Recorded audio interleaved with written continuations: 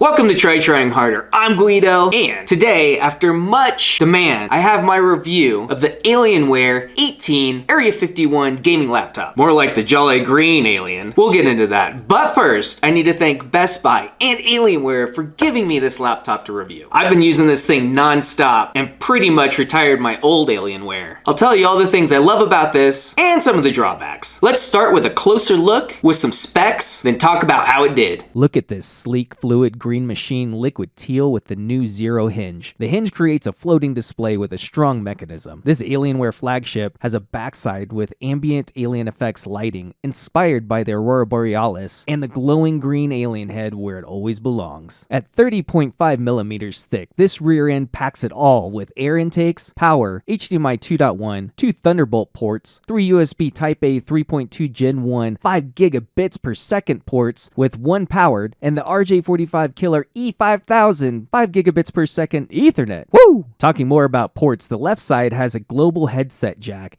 and a full-sized SD card reader along with fan vents.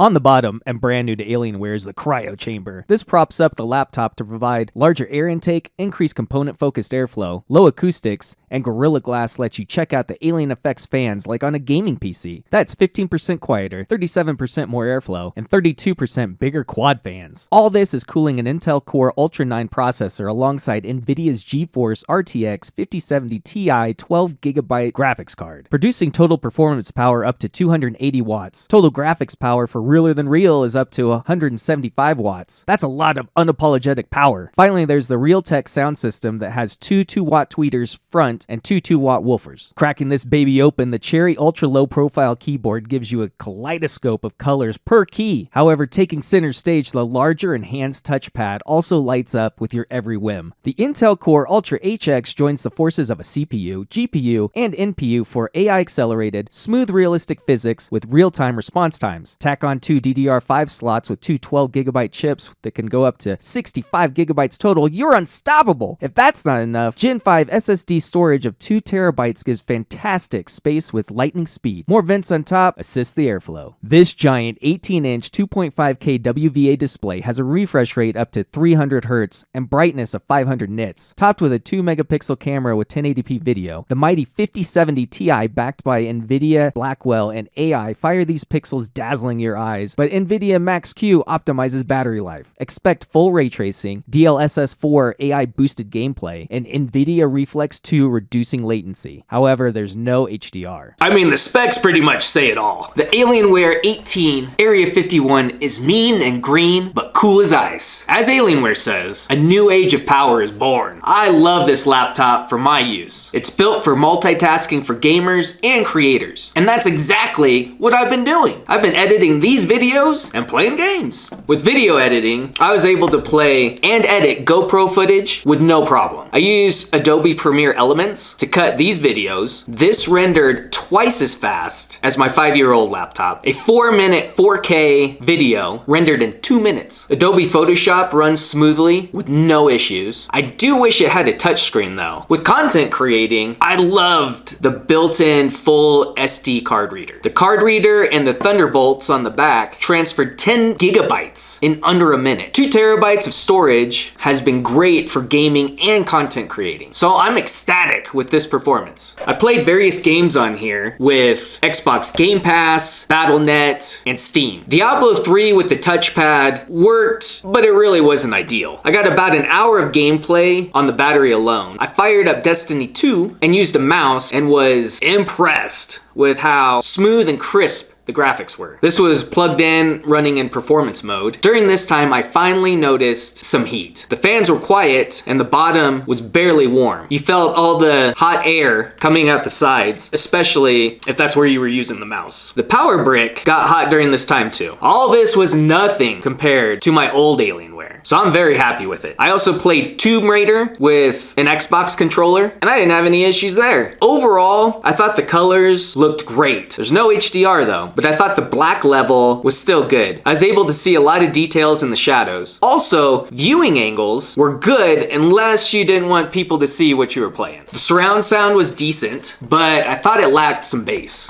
Gaming wise, I think this is excellent though. I really liked all the alien effects lighting on here, especially the big touchpad. That was pretty awesome. I think it's cool that it lights up and you can change it to whatever color you want. The keyboard is silent.